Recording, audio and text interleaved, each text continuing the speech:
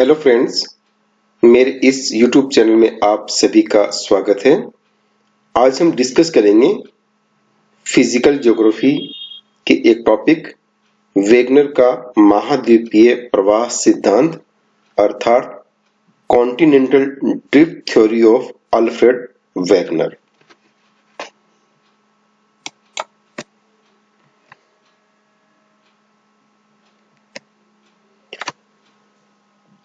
Professor Alfred Wegener जो है ये जर्मनी के एक पोलर शोधकर्ता या भौतिकविद और मौसम विज्ञानी थे, यानी कि जर्मनी के थे और ये बहुत ही माने हुए एक पोलर रिसर्चर और मौसम विज्ञानी हुआ करते थे। इन्होंने इस सिद्धांत का जो प्रतिपादन है 1912 में किया, लेकिन इसका पूर्ण रूप से जो विवेचन है वो 1915 तथा 1920 में किया। वेगनर ने महासागरों की तली तथा महाद्वीपों की स्थिरता की संकल्पना के सिद्धांत को गलत प्रमाणित करने के लिए अपना सिद्धांत प्रतिस्थापना परिकल्पना का प्रतिपादन किया। कि इससे पहले ये माना जाता था कि जो महासागरों की तली है या जो महाद्वीप है ये स्थिर है और इसके बारे में एक संकल्पना थी, उसको इन्होंने गलत प्रमाणित किया और अपनी जो प्रतिस्थापना परिकल्पना यानी कि डिस्प्लेसमेंट हाइपोथेसिस है उसका इन्होंने प्रतिपादन किया। वेगनर ने जलवायु कटिबंधों के आधार पर स्थल के स्थायित्व को अस्वीकार करते हुए उनके स्थानांतरण एवं प्रवाह में विश्वास किया। कि वेगनर ने ये माना और उनके मानने का जो आधार था वो जलवायु था और उन्होंने माना कि जो स्थलीय भाग है वो स्थायी नहीं रहे हैं, उनमें स्थानांतरण जो है वो हुआ है। यानी कि जिस प्रकार का जो विश्व का मानचित्र आज हमें दिखलाई दे रहा है ये शुरू में इस प्रकार का नहीं था। वेगनर ने पूर्व जलवायु शास्त्र एवं वनस्पति शास्त्र तथा भूगर्भ शास्त्र के प्रमाणों को आधार मानते हुए कार्बोनिफेरस युग में समस्त भूभाग को आपस में जुड़े हुए माना। यानी कि वेगनर ने वनस्पति शास्त्र, जलवायु शास्त्र और भूगर्भ शास्त्र के कुछ प्रमाणों को आधार मानते हुए ये माना कि जो कार्बोनिफेरस युग था उसमें समस्त जो भूभाग है, जो आज हमें अलग अलग महाद्वीप दिखलाई देते हैं, अलग अलग द्वीप दिखलाई देते हैं, ये कार्बोनिफेरस युग में एक स्थल भाग के रूप में आपस में जुड़े हुए थे और इस जुड़े हुए स्थल भाग का जो नाम है वो रखा गया पेंजिया। और ऐसा इन्होंने बताया कि पेंजिया पर छोटे छोटे आंतरिक सागरों का विस्तार था और पेंजिया के चारों ओर जो एक विशाल जलीय भाग था उसका इन्होंने नाम रखा पैंथालासा। यहाँ इस डायग्राम में हम देख सकते हैं ये पेंजिया है और इसके चारों ओर का जो भाग है ये जलीय भाग, जिसको इन्होंने पैंथालासा नाम दिया। यानी कि ऐसा हम कह सकते हैं कि जो स्थलीय भाग है उसका नाम इन्होंने पेंजिया रखा और इसके चारों ओर जो जलीय भाग है इसका नाम इन्होंने पैंथालासा रखा। पेंजिया का जो उत्तरी भाग है जिसको उन्होंने लॉरेशिया कहा, अर्थात इसमें उत्तरी अमेरिका, यूरोप तथा एशिया का भाग जो है वो शामिल था। और पेंजिया का दक्षिणी भाग जो कि गोंडवाना लैंड अर्थात दक्षिणी अमेरिका, अफ्रीका, मेडागास्कर, प्रायद्वीपीय भारत, ऑस्ट्रेलिया तथा अंटार्कटिका को दर्शाता था। यहां इस डायग्राम में हम ये देख सकते हैं कि 255 मिलियन ईयर्स पहले यानी कि कार्बोनिफेरस युग में ये जो समस्त भूभाग है या समस्त स्थलीय भाग है ये पेंजिया के रूप में था और इसके चारों ओर जो जलीय भाग है ये पैंथालासा के रूप में था। और इसके दो भाग इन्होंने बताए, उत्तर का भाग का नाम इन्होंने दिया लॉरेशिया और जो दक्षिण का जो भाग था इसका इन्होंने नाम दिया गोंडवाना लैंड। और धीरे धीरे जो है ये इनमें विभंजन हुआ, यानी कि अब ये एक दूसरे से दूर हुए, इनमें दरार पड़ी और धीरे धीरे दूर होते होते ये इसका जो वर्तमान स्वरूप है ये हमारे सामने आया। यहाँ इस डायग्राम में भी लॉरेशिया और गोंडवानालैंड है, इसको दर्शाया गया है कि लॉरेशिया में ये वाला क्षेत्र था और गोंडवानालैंड में ये वाला क्षेत्र था। इसी प्रकार से इस डायग्राम में भी ये अलग अलग समय में बतलाया गया है कि किस प्रकार से पेंजिया और उसमें आगे चल के विभंजन हुआ और वर्तमान का स्वरूप हमें इस प्रकार का जो है वो दिखलाई देता है। इन्होंने बताया कि पेंजिया जो है वो 3 परतों का बना हुआ था, अर्थात सियाल, सीमा एवं नीफे। इसके बारे में हमने पृथ्वी की जो आंतरिक संरचना है उसमें स्वेस ने जो आंतरिक संरचना बताई थी उसमें इसका जो विस्तार से इसको बताया गया है। अगर आप सियाल, सीमा, नीफे के बारे में कुछ अध्ययन करना चाहते हैं तो जो स्वेस के बारे में जो वीडियो बनाया था उसको आप अवश्य देखें।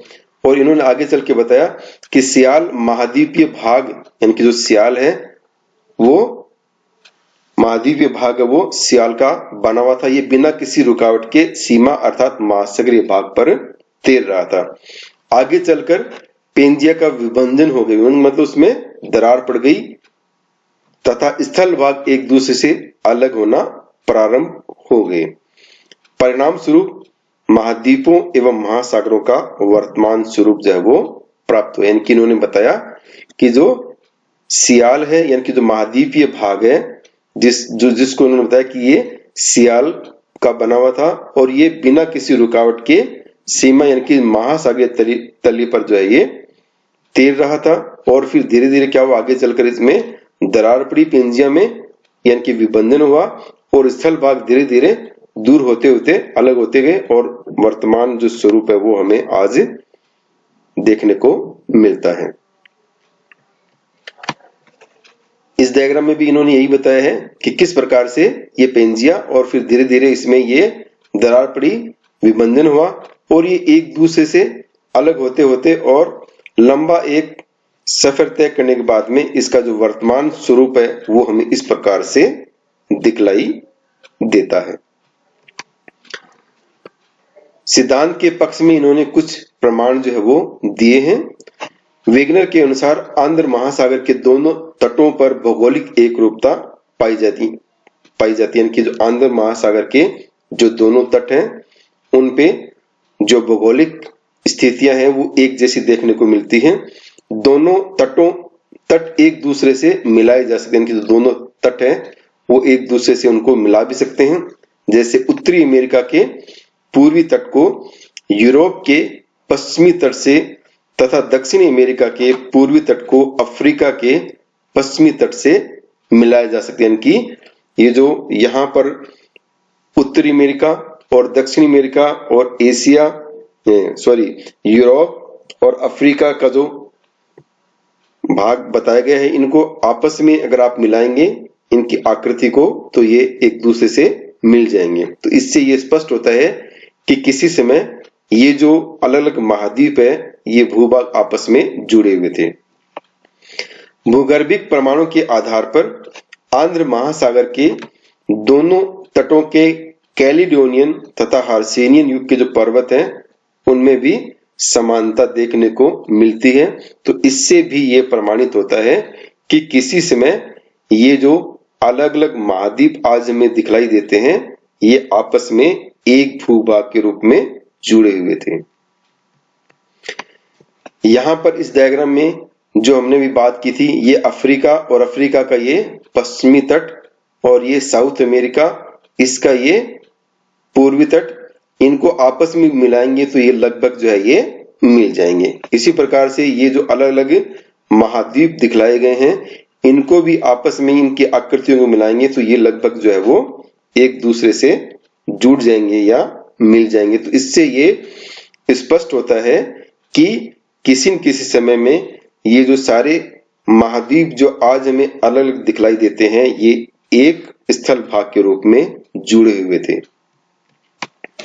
इसी प्रकार से आगे चल के इन्होंने बताया कि यदि दोनों तटों की भूवैज्ञानिक संरचना का विचार किया जाए तो पुनः साम्य दिखते हैं कि जो भूवैज्ञानिक संरचना है उस पे भी अगर स्टडी की जाए तो वो लगभग एक जैसी दिखलाई देती है।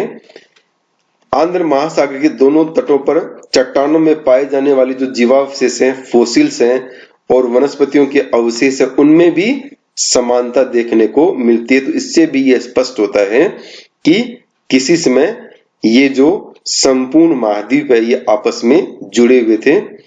भूगणितीय प्रमाणों के आधार पर यह बताया जाता है कि ग्रीनलैंड निरंतर 20 मीटर प्रति वर्ष की गति से पश्चिम की ओर सरक रहा है। यानी कि जो भूगणितीय प्रमाण उनके आधार पर यह माना गया कि जो ग्रीनलैंड है वो 20 मीटर प्रति वर्ष की गति से पश्चिम की ओर सरक रहा है, परंतु 1930 के पश्चात इसके जो खिसकने के कोई प्रमाण जो है अपने को नहीं मिले हैं। इसी प्रकार इन्होंने एग्जाम्पल दिया कि कार्बोनिफेरस युग में हिमानीकरण के प्रभाव का ब्राजील, फॉकलैंड, दक्षिणी अफ्रीका, प्रायद्वीपीय भारत तथा ऑस्ट्रेलिया में पाए जाना तभी संभव हो सकता है जबकि स्थल भाग कभी एक रहे हों। यानी कि ये इन्होंने हिमानीकरण के जो प्रभाव का एग्जाम्पल दिया, इससे भी ये स्पष्ट होता है कि आपस में ये जो भूभाग है ये जुड़े हुए अवश्य होंगे।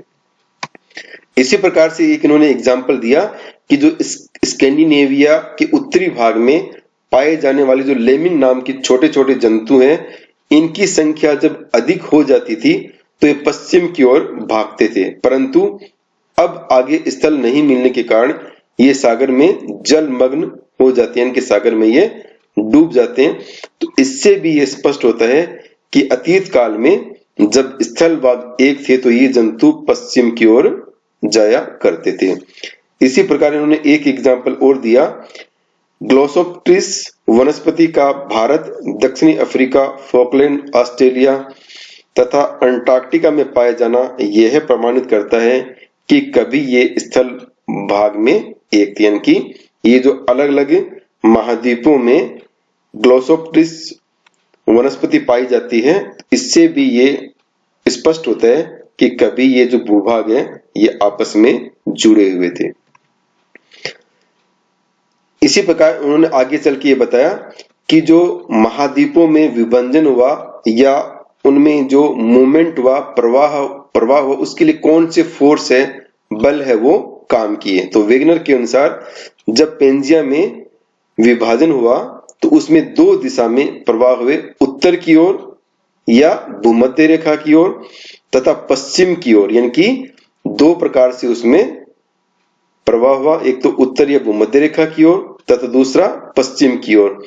और ये प्रवाह दो प्रकार के ब्लो फोर्सेस के द्वारा संभव हुए। दो कौन से थे, एक तो था भूमध्य रेखा की ओर का जो प्रवाह था वो गुरुत्व बल तथा प्लवनशीलता के बल के कारण से संपन्न की जो भूमध्य रेखा की ओर स्थलीय भागों का जो मूवमेंट हुआ, प्रवाह हुआ, उसका कारण उन्होंने माना गुरुत्व बल तथा प्लवनशीलता का बल। और दूसरा महाद्वीपों का जो पश्चिम की ओर प्रवाह हुआ उसका उन्होंने माना सूर्य तथा चंद्रमा के ज्वारीय बल के कारण इस प्रवाह को उन्होंने माना।